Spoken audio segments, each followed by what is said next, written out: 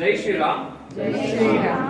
ವಿನಯರಾಮ್ ಅಂತ ತುಮಕೂರು ಡಿಸ್ಟ್ರಿಕ್ಟ್ ಗುಬ್ಬಿ ತಾಲೂಕು ಬಿದ್ರೆಯಿಂದ ಇದು ಮಾಡಿದ ಸಹ ನಾನು ಟೀಚರ್ ಆಗಿ ವರ್ಕ್ ಮಾಡ್ತಾ ಇದ್ದೆ. ಒಂದು 2 ವರ್ಷ ಆಮೇಲೆ ಡಿಸೈನ್ ಮಾಡಿ ಒಂದು ಸನಾತನ ಧರ್ಮದ ಬಗ್ಗೆ ಜಾಗೃತಿ ಮೂಡಿಸಬೇಕು ಅಂತ, ಅದೇ ರೀತಿ ರಾಮ ಅವತಾರದ ಉದ್ದೇಶವನ್ನು ತಿಳಿಸೋದಕ್ಕೋಸ್ಕರ, ಅದೇ ರೀತಿ ಸಮಾಜದ ಹಂಚುವಳಿ ಪಂಚತತ್ವಗಳ ಪಾತ್ರ, 4ನೇದಾಗಿ ಎಷ್ಟೋ ಜನ ಏಜ್ ಆಗಿದೆ, ಒಂದು 80-90 ವರ್ಷ ಏಜ್ ಆಗ್ತಂದ್ರೆ ಅಯೋಧ್ಯೆಗೆ ಒಂದು ಸ್ವಲ್ಪ ಡಿಫಿಕಲ್ಟ್ ಆಗ್ಬೋದೇನೋ. ಅಟ್ಲೀಸ್ಟ್ ಒಂದು ದೊಡ್ಡ ರಾಮನ ಅರಮನೆ ನೋಡಿದ್ರೆ ಮನಸ್ಸಿಗೆ ಸಮಾಧಾನ ಖಂಡಿತ ಆಗುತ್ತೆ. ಮತ್ತೆ ಎಷ್ಟೋ ಜನ ಮಕ್ಕಳಿಗೆ ಆಗಲಿ ನಿಮ್ಮಂತವ್ರಿಗೆ ಆಗಲಿ ಇದು ನೋಡಾದ್ಮೇಲೆ ಅಯೋಧ್ಯೆಗೆ ಹೋಗೋದು ಪ್ರೇರಣೆ ಆಗುತ್ತೆ. ಎಲ್ಲ ಉದ್ದೇಶ ಇಟ್ಕೊಂಡು 108 ಕಡೆ ಇಡಬೇಕು ಅಂತ ಒಂದು ಭೀಷ್ಮ ಪ್ರತಿಜ್ಞೆ ಮಾಡಿ ಇದು 75ನೇ ಪ್ರದರ್ಶನ ರಾಜ್ಯಾದ್ಯಂತ ಮಾಡ್ತಾ ಬರ್ತಾ ಇದ್ದೀನಿ. ಇದು 11ನೇ ಡಿಸ್ಟ್ರಿಕ್ಟ್ ಇದು. ಇನ್ನು 33 ಪ್ರದರ್ಶನಗಳನ್ನ ಮಾಡಬೇಕು. ಬೆಂಗಳೂರು, ಕೊಪ್ಪಳ, ಅಂಜನಾದ್ರಿ ಮಠ, ಮಂತ್ರಾಲಯ, ರಾಯರ ಮಠ, ಮೈಸೂರು ನಂಜನಗೂಡು, ಶೃಂಗೇರಿ ಮಠ ಅಂತೆಲ್ಲ ಪ್ರೆಸೆಂಟ್ ಮಾಡ್ತಾ ಬರ್ತಾ ಇದೀವಿ. ಆಲ್ರೆಡಿ ನಿನ್ನೆ ಲಾಸ್ಟ್ ಆಗಿ ಬೇರೆ ಕಡೆ ಶಿಫ್ಟಿಂಗ್ ಇದೆ, ನಾಳೆ ಶಿಫ್ಟಿಂಗ್ ಇದೆ. ನಾಡದ್ದು 7ನೇ ಬೇರೆ ಕಡೆ ಹೋಗ್ತಾ ಇದೀವಿ, ಇಲ್ಲೇ ತೆಗಿತಾ ಬರ್ತಾ ಇದೀವಿ. ಹಂಗೆ ಅಯೋಧ್ಯೆ ಸಹ ನಮ್ಗೆ ನೆಲ ಮಹಡಿ, 1ನೇ ಮಹಡಿ, 2ನೇ ಮಹಡಿ ಅಂತ ಬರುತ್ತೆ. ಸರಿನಾ? Ground floor, first floor, second floor ಅಂತ ಹೇಳ್ತೀನಿ. ನೆಲ ಮಹಡಿ ಬಾಲರಾಮ ಪ್ರತಿಷ್ಠಾಪನೆ ಆಗಿದೆ ಜನವರಿ 20. ಮುಂದೆ ಮಾತಾಡಬೇಡಿ. ನೆಲಮಡಿ ಬಾಲರಾಮ ಪ್ರತಿಷ್ಠಾಪನೆ ಆಗಿದೆ ಜನವರಿ 22ನೇ ತಾರೀಕು. ಅಯೋಧ್ಯೆಯಲ್ಲಿ ಯಾವ ತರ ಒಂದು ಬಾಲರಾಮ ಇದೆ ಅದೇ ತರ ಒಂದು ಬಾಲರಾಮ ಇದ್ರೂ ಸಹ ಇದೆ. ಅವರ ಜೊತೆಗೆ ಲಕ್ಷ್ಮಣ, ಭರತ, ಶತ್ರುಘ್ನ ಸಹ ಇದ್ದಾರೆ. ಅವರು ಹುಟ್ಟಿ ಬೆಳೆದಿದ್ದಾರೆ ಅಯೋಧ್ಯೆಯಲ್ಲಿ. ಅವ್ರು 4 ಜನ ಸಹ ಅಂಟಂದಿರಲ್ಲ, ಶಿಶುವಿನ ರೂಪದಲ್ಲೇ ಪ್ರತಿಷ್ಠಾಪನೆ ಮಾಡಿದ್ದಾರೆ. ಮತ್ತೆ ವಿಷ್ಣುವಿನ ಪೂರ್ಣಾವತಾರ ಅಂತ ಸಹ ಕರಿತೀವಿ. ರಾಮ, ಲಕ್ಷ್ಮಣ, ಭರತ, ಶತ್ರುಘ್ನ ಸೇರಿ ವಿಷ್ಣುವಿನ ಪೂರ್ಣಾವತಾರ ಅಂತೀವಿ. ರಾಮ ವಿಷ್ಣುವರ, ಲಕ್ಷ್ಮಣ ಶೇಷನಾಗ, ರೀತಿ ಭರತ ಮತ್ತೆ ಶತ್ರುಘ್ನ ಶಂಖ ಮತ್ತೆ ಚಕ್ರ. ವಿಷ್ಣುವಿನ ಪೂರ್ಣ ಅವತಾರವೇ ತ್ರೇತಾಯುಗದಲ್ಲಿ ರಾಮ, ಲಕ್ಷ್ಮಣ, ಭರತ, ಶತ್ರುಘ್ನರಾಗಿ ಜನನಾಗಿರ್ತಾರೆ. ಸರಿನಾ? ಅದಕ್ಕೆ ಬಾಲರಾಮನ ಒಂದು ಬಲಭಾಗ ಗಣಪತಿ, ಅದೇ ರೀತಿ ಬಾಲರಾಮನ ಒಂದು ಎಡಭಾಗ ಒಂದು ದೇವಿಯು ಸಹ ಪ್ರತಿಷ್ಠಾಪನೆ ಆಗಿದೆ ಅಯೋಧ್ಯೆಯಲ್ಲಿ. ಅದು ನೆಲ ಮಾಡಿ ಆಯ್ತು. ಇವಾಗೆಲ್ಲ ಅಯೋಧ್ಯೆಗೆ ಹೋಗ್ಬಿಟ್ಟು ಬಾಲರಾಮನ ನೋಡ್ಕೊಂಡ್ ಬಂದಿದ್ದೀವಿ ಅಂತ ಹೇಳ್ತಾರೆ ಎಲ್ಲರೂ. ಇದನ್ನೇ ನೆಲ ಮಾಡಿ ಅಂತ ಹೇಳೋದು. ಇಲ್ಲೇ ಹೋಗ್ಬಿಟ್ಟು ಎಲ್ಲರೂ ಬಾಲರಾಮನ ನೋಡ್ಕೊಂಡ್ ಬರ್ತಾರೆ. ಅಯೋಧ್ಯೆ ಸಹ ಇದರ ಮೆಟ್ಲಿದೆ. ಮೆಟ್ಲು ಹತ್ಕೊಂಡು ಹೋದಾಗ ಒಂದು ಸ್ವಲ್ಪ ಮುಂದೆ ಹೋಗಿದ ತಕ್ಷಣ ಮುಂದೆ ಇಂದನೇ ಬಾಲರಾಮ ಕಾಣ್ತಾನೆ. ಗರ್ಭಗುಡಿ ಹತ್ರಕ್ಕೆ ಹೋಗ್ಬೇಕು ಅಂತಿದೆಯಲ್ಲ, ಇಲ್ಲಿಂದನೇ ನಮ್ಗೆ ಬಾಲರಾಮ ಕಾಣ್ತಾ ಹೋಗ್ತಾನೆ. ಇವಾಗ ನೆಲ ಮಾಡಿ ಆಯ್ತು. ಈಗ 1ನೇ ಮಹಡಿ ಬರ್ತೀವಿ ಮೇಲೆ. 1ನೇ ಮಹಡಿ ರಾಮನ ಆಸ್ಥಾನ ಅಂತ ಆಗುತ್ತೆ ಅಥವಾ ದರ್ಬಾರ ಅಂತೀವಿ. ರಾಮ ಕಲ್ಯಾಣ ಆದ್ಮೇಲೆ ಕಲ್ಯಾಣ ರಾಮನಾಗಿ ಸೀತಾ ಮುಂಜಾನೆ ಮೇಲೆ ದರ್ಬಾರ್ ಮಾಡಕ್ ಬರ್ತಾನೆ. ಸೀತಾ ಸಮೇತ ಪಟ್ಟಾಭಿರಾಮ ಬರ್ತಾರೆ. ರಾಮನ ಪರಿವಾರವೂ ಅಲ್ಲೇ ಇರುತ್ತೆ. ಅದ್ರ ಜೊತೆಲಿ ರಾಮಾಯಣದಲ್ಲಿ ಏನೇನು ಘಟನೆಗಳು ನಡೆದಿರುತ್ತಲ್ಲ ಅದರ ಒಂದು ಸಂಪೂರ್ಣ ಚಿತ್ರಣ ಮತ್ತೆ ಮಾಹಿತಿ ನಮ್ಗೆಲ್ಲಪ್ಪ ಸಿಗುತ್ತೆ. ಅಂದ್ರೆ ಮೇಲೆ ಕಾಣ್ತಿರೋ 1ನೇ ಮಾಡಿ ಅದು ಸಿಗುತ್ತೆ. ಒಂದು ಸಂಪೂರ್ಣ ಒಂದು ರಾಮಾಯಣ ನೋಡಿಸುವ ಒಂದು ಅನುಭವ ನಮ್ಗಾಗುತ್ತೆ. ಅದಕ್ಕೋಸ್ಕರ ಮೇಡಮ್ ಸಣ್ಣ ಪುಟ್ಟ ಪಿಕ್ಚರ್ಸ್ ಹಾಕಿನಿ. ಅಯೋಧ್ಯೆಗೆ ದರ್ಬಾರ ಅಂದ್ರೆ ಅದು ವೈಭವಿತವಾಗಿರುತ್ತೆ. ಸರಿನಾ? ನಮ್ದು ಐಡಿಯಾ ಬರಲಿ ಅಂತ ಹೇಳ್ಬಿಟ್ಟು ಒಂದು ದರ್ಬಾರ ಅಂದ್ರೆ ಒಂದು ಪಿಕ್ಚರ್ಸ್ ಹಾಕಿ ತೋರಿಸಿದೀನಿ. ಅದೇ ರೀತಿಲಿ ಪೂರ್ಣ ಪ್ರಮಾಣ ಕಂಪ್ಲೀಟ್ ಆದ್ಮೇಲೆ ಅಯೋಧ್ಯೆಗೆ ಹೋದಾಗ, ಸದ್ಯಕ್ಕಲ್ಲ, ಸದ್ಯ ಪೂರ್ಣ ಪ್ರಮಾಣ ಆಗಲಿ, ಒಂದು 2 ವರ್ಷ ಬಿಟ್ಟು ಅಯೋಧ್ಯೆಗೆ ಹೋದಾಗ ನೆಲ ಮಹಡಿ ಮತ್ತೆ 1ನೇ ಮಹಡಿ ಮಾತ್ರನೇ ಹೋಗೋದಕ್ಕೆ ಅವಕಾಶ ಮಾಡ್ಕೊಡ್ತಾರೆ. ಅದ್ರ ಮೇಲೆ ಇನ್ನೊಂದು ಮಹಡಿ ಇದೆ, 2ನೇ ಮಹಡಿ ಅಂತ. ಸದ್ಯಕ್ಕೆ 2ನೇ ಮಹಡಿಗೆ ಹೋಗೋದಕ್ಕೆ ಅವಕಾಶ ಮಾಡ್ಕೊಡೋ ದೇವಸ್ಥಾನದ ಕೆಲಸ ಕಾರ್ಯ ಆಗಿರ್ಬೋದು, ಗೋಪುರಗಳು ಬಂದಿರ್ಬೋದು, ಅಥವಾ ಧ್ಯಾನ ಮಂದಿರ ಅಂತ ಒಟ್ಟಿನ ಸಾರ್ವಜನಿಕರಿಗೆ 2ನೇ ಮಹಡಿಗೆ ಪ್ರವೇಶ ಇರಲ್ಲ. ಮತ್ತೆ ಕಂಬಗಳು ನೋಡ್ತಿದ್ರಲ್ಲ, ಇವೆಲ್ಲ ಕಂಬಗಳು ಇದೆಯಲ್ಲ, ಟೋಟಲ್ 392 ಕಂಬಗಳು ಬರುತ್ತೆ ಅಯೋಧ್ಯೆಯಲ್ಲೂ. ನೆಲ ಮಹಡಿಯಲ್ಲಿ 160 ಕಂಬ, 1ನೇ ಮಹಡಿ 132 ಕಂಬ, 2ನೇ ಮಹಡಿಲಿ ಸುಮಾರು 74ರಿಂದ 100 ಕಂಬ ಬರುತ್ತೆ. ಅಷ್ಟರಲ್ಲಿ 6 ಡಜನ್ ಪಿಲ್ಲರಿಗೆ ಮಾತ್ರ ದೇವ್ರಗುಣ ಕೆತ್ತನೆ ಮಾಡ್ತಿದ್ದಾರೆ. ಅಂದ್ರೆ ಎಲ್ಲಾ ಕಂಬಗಳಿಗೂ ದೇವ್ರಗುಣ ಕೆತ್ತನೆ ಮಾಡ್ತಿಲ್ಲ. ಸುಮಾರು ಒಂದು 72 ಕಂಬಗಳಿಗೆ ದೇವ್ರಗುಣ ಕೆತ್ತನೆ ಮಾಡ್ತಿದ್ದಾರೆ. ಒಂದೊಂದು ಕಂಬದಲ್ಲಿ ಸುಮಾರು 16 ದೇವರು ಬರ್ತಾ ಇದೆ. ನೀವಾಗ ಮುಂದೆ ಕಂಬ ನೋಡ್ತಿದ್ದೀರಲ್ಲ, ಈ ಕಂಬ ಸ್ಟ್ರೈಟ್ ಗರ್ಭಗುಡಿ ತನಕ ದೇವ್ರಗುಣ ಕೆತ್ತನೆ ಮಾಡಿದ್ದಾರೆ. ಕಂಬಗಳಿಗೆ ಗರ್ಭಗುಡಿ ತನಕ ದೇವ್ರಗುಣ ಕೆತ್ತನೆ ಮಾಡಿದ್ದಾರೆ. ಅದೇ ರೀತಿ ದೇವಸ್ಥಾನದಲ್ಲಿ ಲಾಸ್ಟ್ ಒಂದು ಗೋಪುರ ನೋಡ್ತಿದ್ದಲ್ಲ, ಆ ಗೋಪುರದ ಎತ್ತರ ಬಂದ್ಬಿಟ್ಟು 160 ಅಡಿ ಎತ್ತರ ಇದೆ. ಉದ್ದ ಬಂದ್ಬಿಟ್ಟು 380 ಅಡಿ ಉದ್ದ ಇದೆ, 250 ಅಡಿ ಅಗಲ ಇದೆ. ಇದು ವಿಶ್ವದಲ್ಲೇ 3ನೇ ಅತಿ ದೊಡ್ಡ ದೇವಸ್ಥಾನ ಅಂತ ಆಗ್ತಾ ಇದೆ. ಅದೇ ರೀತಿ ದೇವಸ್ಥಾನದ ಟೋಟಲ್ ವಿಸ್ತೀರ್ಣ ಎಷ್ಟಪ್ಪ ಇದೆ ಅಂದ್ರೆ 70 ಎಕರೆಗಿಂತ ಜಾಸ್ತಿ ಇದೆ. ನಮ್ಮ ಅಯೋಧ್ಯೆ ರಾಮಕ್ಕೆ ಆಗ್ತಾ ಇದ್ದು 2.77 ಹೆಕ್ಟೇರ್ ಅಂದ್ರೆ ಸುಮಾರು 2.25 ಹೆಕ್ಟೇರ್ ಅಯೋಧ್ಯೆ ರಾಮದ ಕನ್ಸ್ಟ್ರಕ್ಟ್ ಮಾಡ್ತಾ ಇದ್ದಾರೆ. ಒಂದು ರೌಂಡ್ ಅಯೋಧ್ಯೆ ರಾಮದ ಪ್ರದಕ್ಷಿಣೆ ಬರಬೇಕು ಅಂದ್ರೆ ಸುಮಾರು 750 ಮೀಟರ್ ಅಂದ್ರೆ ಸುಮಾರು 3/4 ಕಿಲೋಮೀಟರ್ ಹೋಗ್ಬೇಕು. ನಾವು ಪ್ರದಕ್ಷಿಣೆ ಮಾಡ್ಬೇಕು ಅಂದ್ರೆ ನಾವು ಪ್ರದಕ್ಷಿಣೆ ಮಾಡೋ ಜಾಗಗಳಲ್ಲಿ ಋಷಿ ಮುನಿಗಳು ಮತ್ತೆ ಪಾತ್ರಧಾರಿಗಳನ್ನ ಪ್ರತಿಷ್ಠಾಪನೆ ಮಾಡ್ತಿದ್ದಾರೆ. ಯಾರ್ಯಾರು ಋಷಿ ಮುನಿಗಳು ಗೊತ್ತಾ? ವಾಲ್ಮೀಕಿಯವರಾಗಿರ್ಬೋದು, ವಸಿಷ್ಠರು, ಅಗಸ್ತ್ಯರು, ವಿಶ್ವಾಮಿತ್ರರು, ಮಾತಾ ಶಬರಿ, ಜಟಾಯು, ನಿಷಾದ ರಾಜ ಮತ್ತೆ ದೇವಿ ಅಹಲ್ಯನು ಸಹ ಪ್ರತಿಷ್ಠಾಪನೆ ಮಾಡ್ತಾ ಇದ್ದಾರೆ. ಅದೇ ರೀತಿ ದೇವರುಗಳನ್ನು ಸಹ ಪ್ರತಿಷ್ಠಾಪನೆ ಮಾಡ್ತಿದ್ದಾರೆ.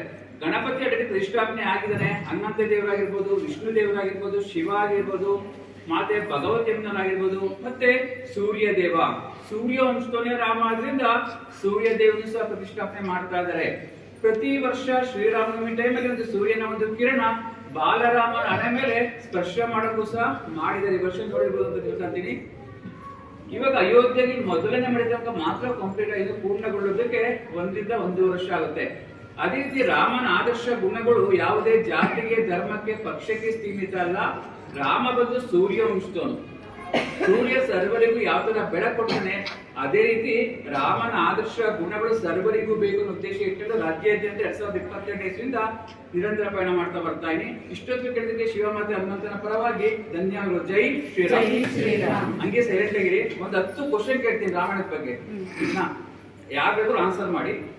ರಾಮನ ತಾಯಿ ಹೆಸರು ಯಾರು ಅಂತ ಯಾರೊಬ್ರು ಕೈ ಎತ್ತಿ. ರಾಮನ ತಾಯಿ ಹೆಸರು ಯಾರು ಅಂತ ಗೊತ್ತಾ? ಕೌಸಲ್ಯ. ರಾಮನ ತಾಯಿ ಹೆಸರು ಕೌಸಲ್ಯ. ನೆಕ್ಸ್ಟ್ ಭರತನ ತಾಯಿ ಹೆಸರು ಯಾರು ಅಂತ ಗೊತ್ತಾ? ಮತ್ತೆ ಶತ್ರುಘ್ನ ಮತ್ತೆ ಇನ್ನೊಬ್ಬ ಯಾರು? ಲಕ್ಷ್ಮಣನ ತಾಯಿ ಯಾರು ಗೊತ್ತಾ? ಸುಮಿತ್ರ. ಆಮೇಲೆ ರಾಮನ ಹೆಂಡತಿ ಹೆಸರು ಸೀತಮ್ಮ, ಕರೆಕ್ಟ್ ಅಲ್ಲ? ಹಂಗೆ ಲಕ್ಷ್ಮಣನ ಹೆಂಡತಿ ಹೆಸರು ಯಾರು ಅಂತ ಗೊತ್ತಾ? ಲಕ್ಷ್ಮಣನ ಹೆಂಡತಿ ಹೆಸರು ಇಲ್ಲಿ ಕನ್ಫ್ಯೂಸ್ ಮಾಡ್ಕೊಂತೀರಾ. ಲಕ್ಷ್ಮಣನ ಹೆಂಡತಿ ಹೆಸರು ಯಾರು? ಸೀತಾ ತಂಗಿನೇ, ಆದ್ರೆ ಹೆಸರು ನೆನಪಿಲ್ಲ. ಯಾರು ಕರೆಕ್ಟ್ ಆಗಿ ನೋಡೋಣ, ಯಾರೊಬ್ಬರು ಸರ್ ನೋಡೋಣ. ನಿಮ್ಗೋಸ್ಕರ ಕ್ಲಾಪ್ಸ್ ಹಾಕ್ತೀನಿ ನಾನು, ನಮ್ಮ ರಾಮ ಹನುಮಂತನ ಕಡೆಯಿಂದ.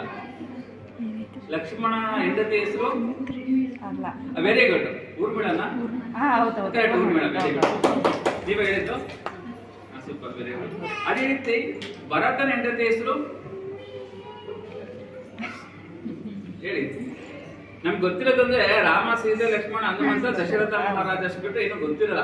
ಇಷ್ಟೋ ಸತಿ ರಾಮನ ತಾಯಿ ಯಾರು ಅಂತ ಯಾರಿಗೂ ಗೊತ್ತಿಲ್ಲ, ಸರಿನಾ? ಮಾಂಡವಿ ಅಂತ. ಭರತನ ಹೆಂಡತಿ ಹೆಸರು ಮಾಂಡವಿ, ಶತ್ರುಘ್ನ ಹೆಂಡತಿ ಹೆಸರು ಶುತಕೀರ್ತಿ ಅಂತ ಬರುತ್ತೆ. ಇವಾಗ ರಾಮನ ಫ್ಯಾಮಿಲಿ ಆಯ್ತು. ರಾವಣನ ಫ್ಯಾಮಿಲಿ ಬಗ್ಗೆ ಏನಾದ್ರು ಐಡಿಯಾ ಪರಿಚಯ ಇದೆಯಾ? ಸರಿ, ರಾವಣನ ಹೆಂಡತಿ ಹೆಸರು ಏನು? ಒಬ್ಬ ಶೂರ್ಪಣಖ, ಮಂಡೋದರಿ ಅಂತಾರೆ. ರಾವಣ ತಂಗಿ ಹೆಸರು? ಮತ್ತೆ ರಾವಣನ ತಾಯಿ ಹೆಸರು? ಅವಳು ರಾಕ್ಷಸಿ. ರಾವಣನ ತಾಯಿ ರಾಕ್ಷಸಿ. ಅವಳ ಹೆಸರು ಗೊತ್ತಾ? ಕೈಕಸಿ ಅಂತ ಬರುತ್ತೆ. ಅವಳು ಸಹ ರಾಕ್ಷಸಿ. ಮತ್ತೆ ರಾವಣನ ತಾತನು ಸಹ ರಾಕ್ಷಸ, ಅಂದ್ರೆ ತಾಯಿಯವರ ತಂದೆನೂ ಸಹ ರಾಕ್ಷಸ. ಮತ್ತೆ ರಾವಣನಿಗೆ 2 ತಮ್ಮಂದ್ರು ಬರ್ತಾರೆ, ಗೊತ್ತಾ? ಕುಂಭಕರ್ಣ. ಚೆನ್ನಾಗಿ ನಿದ್ದೆ ಮಾಡ್ಕೊಂತೀನಿ ನೀವು. ಕುಂಭಕರ್ಣ. ಆಮೇಲೆ ನೆಕ್ಸ್ಟ್ ವಿಭೀಷಣ.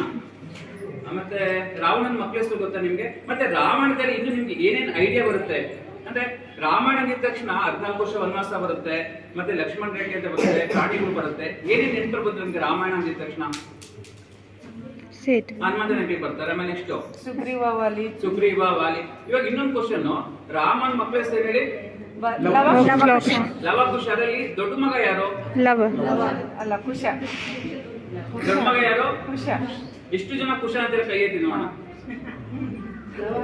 ಕೈ ಎತ್ತಿ. ರಾಮನ ದೊಡ್ಡ ಮಗನ ಹೆಸರೇನು? ಕರೆಕ್ಟ್ ಆಗಿ ಕುಶ ಅನ್ನೋ ಎಷ್ಟು ಜನ ಕೈ ಎತ್ತಿ? ಕರೆಕ್ಟ್ ಆಗಿ ಹೇಳ್ತೀನಿ. ಅಕ್ಕ 2, ಅಕ್ಕ 1, 2, 3 ಜನ ಕುಶ. ಇನ್ನು ಮಿಕ್ಕಿದ್ರಲ್ಲ ಲವನ. ರಾಮನ ಮೊದಲನೇ ಮಗನ ಹೆಸರೇ ಕುಶ, ಎರಡನೇ ಮಗ ಲವ. ನಾವೇನ್ ಮಾಡ್ತೀವಿ? ಲವ ಕುಶ ಅಂತ ಹೇಳ್ತೀವಿ. ಲವ ಕುಶ ಅಂದ್ರೆ ನಮ್ಗೆ ಯಾವ್ದು ಅಷ್ಟೇ, ಮೊದಲನೇ ಮಗ ಲವ ಅಂತೀವಿ, ಎರಡನೇ ಮಗ ಕುಶ ಅಂತ ಹೇಳ್ತೀವಿ. ಕುಶ ಮೊದಲನೇ ಮಗ, ಲವ ಎರಡನೇ ಮಗ. ಮತ್ತೆ ಅಲ್ಲೊಂದು ರೇಖೆ ಹಾಕ್ತಾರೆ ಗೊತ್ತಾ? ಲಕ್ಷ್ಮಣ ರೇಖೆ. ಮತ್ತೆ ಅಲ್ಲಿ ಪಕ್ಷಿಗಳು ಬರುತ್ತಲ್ಲ ನಿಮ್ಗೆ, ಜಟಾಯು ಬರುತ್ತೆ. ಆಮೇಲೆ ನೆಕ್ಸ್ಟ್ ಒಂದು ಜಿಂಕೆ ಬರುತ್ತಲ್ಲ, ಎಂತ ಜಿಂಕೆ ಅದು? ಮತ್ತೆ ಇನ್ನೊಂದು ಪುಟ್ಟದೊಂದು ಪ್ರಾಣಿ ಬರುತ್ತೆ ಅಲ್ಲಿ. ಇಲ್ಲೇ ಕನ್ಫ್ಯೂಸ್ ಮಾಡ್ಕೊಂತೀರಾ.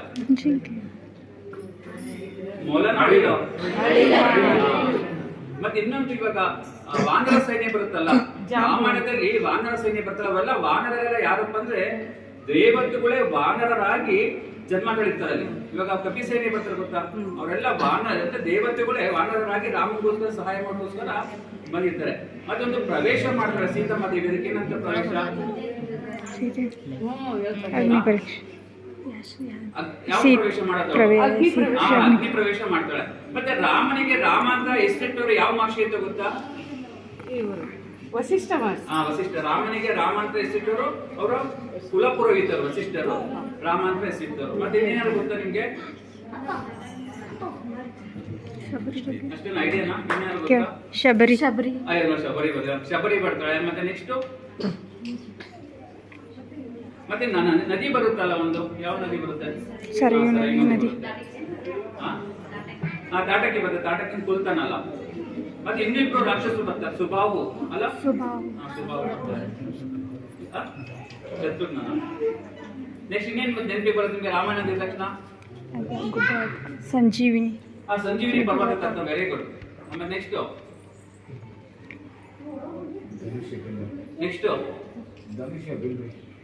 ಅದು ಸೀತಾ ಸ್ವಯಂವರ. ಮತ್ತೆ ರಾಮ ಪ್ರಮುಖವಾಗಿ ಇದು ಹೋಗೋದಕ್ಕೆ ಕಾಡಿಗೆ ಹೋಗೋದಕ್ಕೆ ಕಾರಣ ಯಾರು?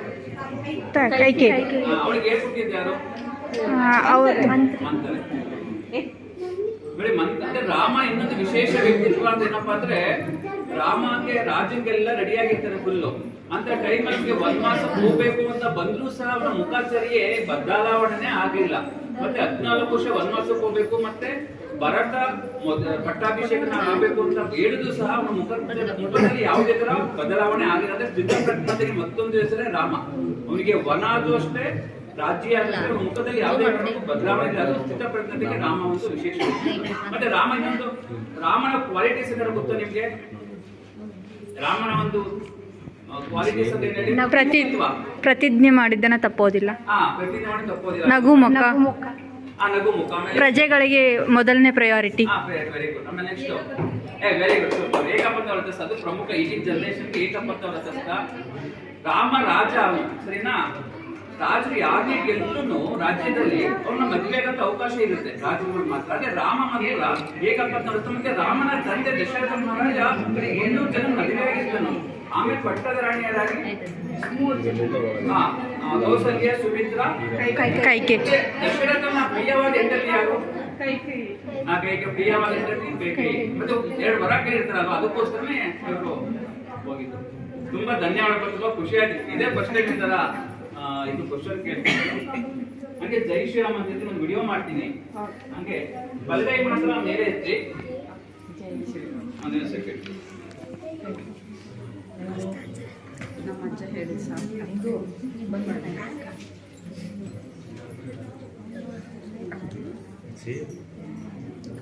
ಜೈ ಶ್ರೀರಾಮ್. ಜೈ ಶ್ರೀರಾಮ್.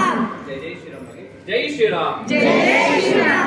ಜೈ ಶ್ರೀರಾಮ್. ಜೈ ಶ್ರೀರಾಮ್. ಜೈ ಶ್ರೀರಾಮ್. ಜೈ ಶ್ರೀರಾಮ್. ಜೈ ಶ್ರೀರಾಮ್. ಜೈ ಶ್ರೀರಾಮ್. ಜೈ ಶ್ರೀರಾಮ್. ಜೈ ಶ್ರೀರಾಮ್. ಜೈ ಶ್ರೀರಾಮ್. ಜೈ ಶ್ರೀರಾಮ್. ಜೈ ಶ್ರೀರಾಮ್. ಜೈ ಶ್ರೀರಾಮ್. ಜೈ ಶ್ರೀರಾಮ್. ಜೈ ಶ್ರೀರಾಮ್. ಜೈ ಶ್ರೀರಾಮ್.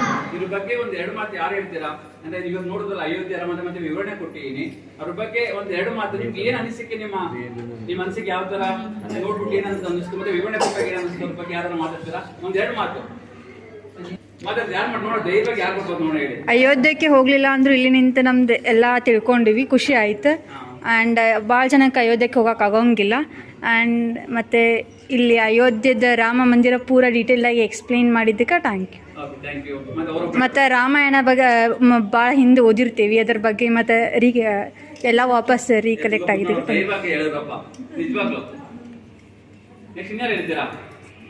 ನಮ್ಮ ಜನಗಳು ಅದಕ್ಕೆ ಭಯ ಸ್ವಲ್ಪ ಏನ್ ತಪ್ಪು ಹೇಳ್ತೀವಿ ಅಂತ ಹೇಳ್ಬಿಟ್ಟು ಹೇಳ್ತೀವಿ. ಅಷ್ಟೇನಾ? ಅಷ್ಟೇನಾ? ಜೈ ಶ್ರೀರಾಮ್. ಜೈ ಶ್ರೀರಾಮ್.